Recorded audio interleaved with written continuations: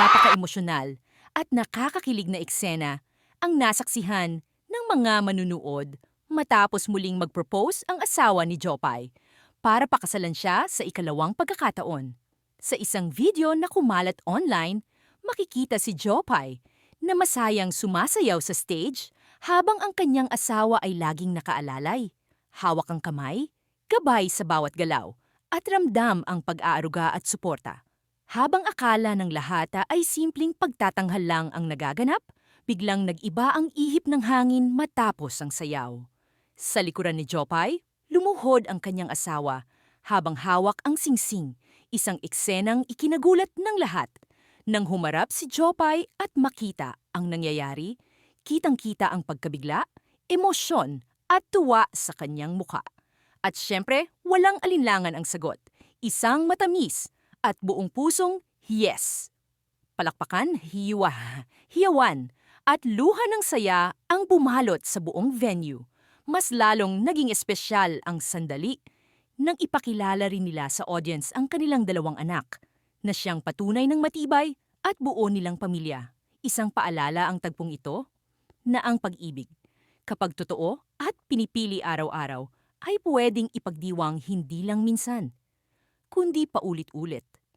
Para kay Jopay at sa kanyang asawa, ang ikalawang proposal na ito ay hindi lang simbolo ng kasal, kundi ng mas piniling pagmamahalan, respeto at panghabambuhay na commitment.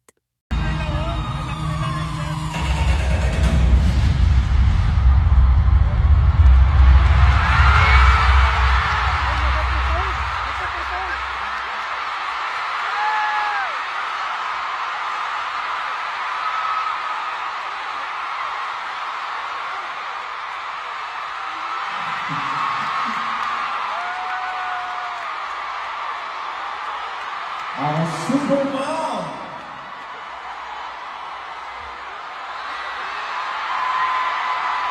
Ano sinasal?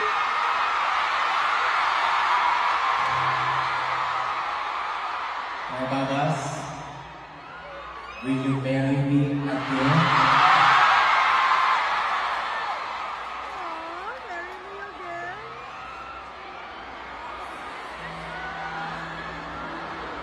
Hindi namin narinig yung sagot mo. I said yes.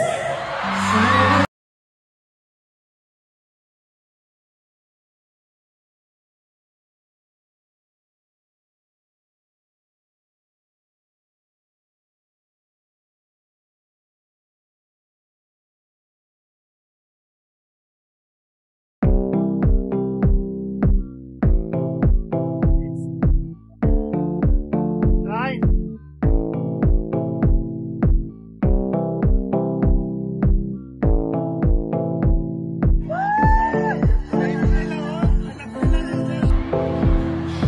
Para sa kanila na may dalawang anak.